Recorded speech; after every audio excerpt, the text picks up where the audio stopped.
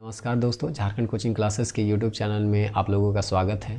तो पिछला वीडियो में हम लोग देख रहे थे कि रसायन शास्त्र में हम लोग कौन कौन सा अध्याय पढ़ने वाले हैं।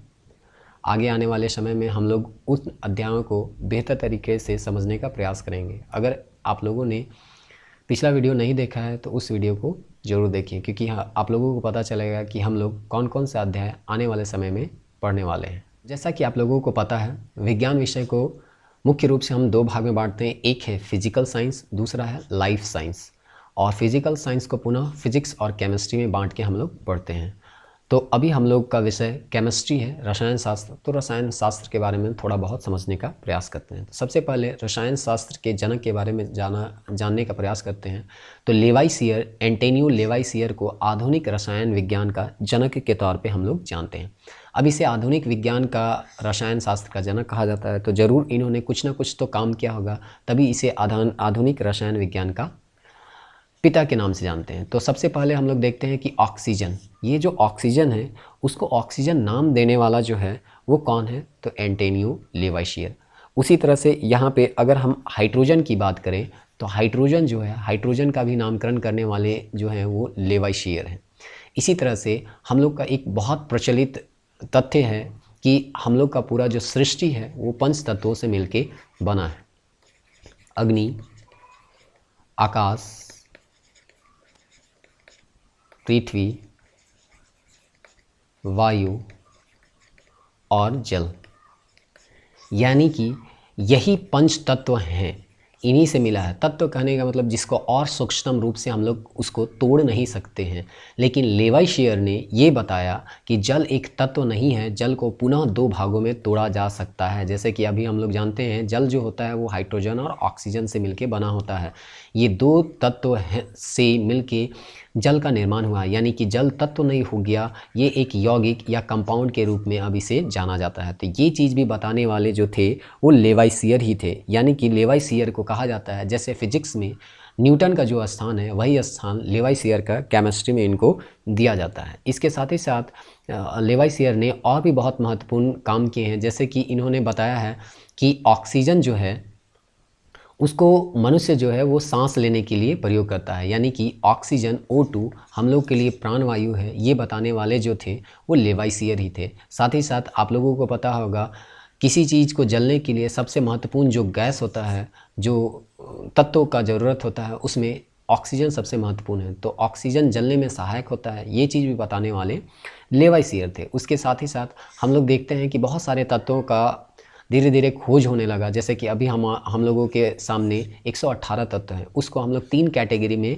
बांटते हैं, धातु, अधातु और उपधातु के तौर पे इसको वर्गीकरण करने का प्रयास करते हैं। तो धातु और अधातु के तौर पे प्रारंभ में इसका वर्गीकरण जो किए वो लेवाइसियर ही प्रारंभ किए। तो इस तरह से बहुत सारे ऐसे काम किए जिसके कारण इनको आधुनिक रसायन विज्ञान का जनक के तौर पे इसको जाना जाता है। तो इस प्रकार से हम लोग समझे कि लेवाइसियर का रसायन शास्त्र में क्या योगदान रहा है। अब हम लोग समझते हैं कि रसायन शास्त्र में हम लोग किस चीज़ का अध्ययन करते हैं। तो सबसे पहले रसायन शास्त्र में किसी भी चीज़ का संगठन या कॉम्पोजिशन के बारे में अध्ययन करते हैं, यानी कि ये बना किससे है। जैसे कि अगर हम जल का बात करें तो ये दो चीज़ों से मिलके बना है, एक ऑक्सीजन का एटम और एक आपका दो हाइड्रोजन का एटम से मिलके ये बना है। तो इस तरह से कॉम्पोजिशन यानी कि इसका संगठन क्या है, ये मिलके किससे मिलके बना है, ये सारा चीज़ हम, जैसे कि हीरा है, हीरा किससे मिलके बना है, तो ये कार्बन से मिलके बना है। तो इस तरह से आपका ग्रेफाइट किससे मिलके बना है, तो ये भी कार्बन से है। उसके बाद आपका C16 जो है, फ्लोरीन जिसको हम लोग बोल रहे हैं, वो किससे मिलके बना है, तो ये भी आपका कार्बन से मिलके बना है। तो केमिस्ट्री में हम लोग किसी भी पदार्थ के कॉम्पोजिशन या संगठन के बारे में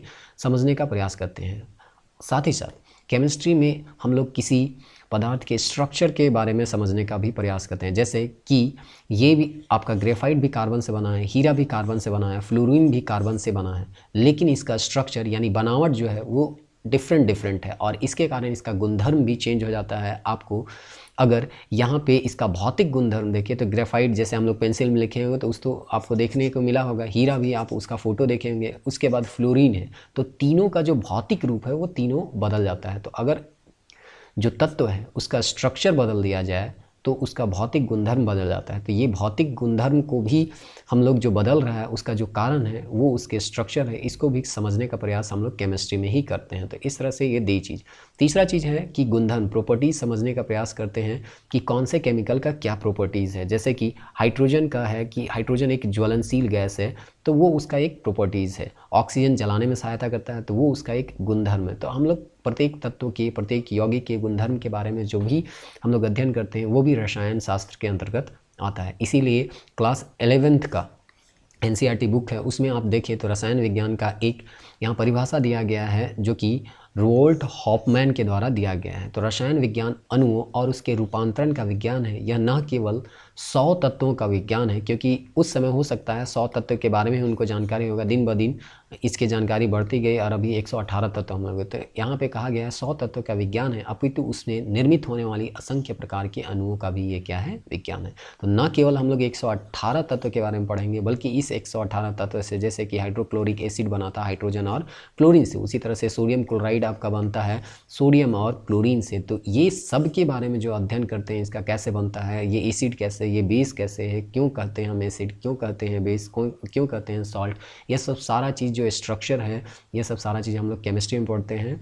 तो नेक्स्ट वीडियो में जब हम लोग मिलेंगे तो पहला अध्याय हम लोग देखेंगे हमारे परिवेश के पदार्थ। तो अगर ये वीडियो आपको अच्छा लगा तो इसको लाइक कीजिए, सब्सक्राइब कीजिए और दोस्तों के साथ शेयर कीजिए, और नोटिफिकेशन का बेल आइकन आप क्लिक कर लीजिए ताकि आपको जो नेक्स्ट वीडियो आए उसका इन्फॉर्मेशन आपको मिल जाए। धन्यवाद।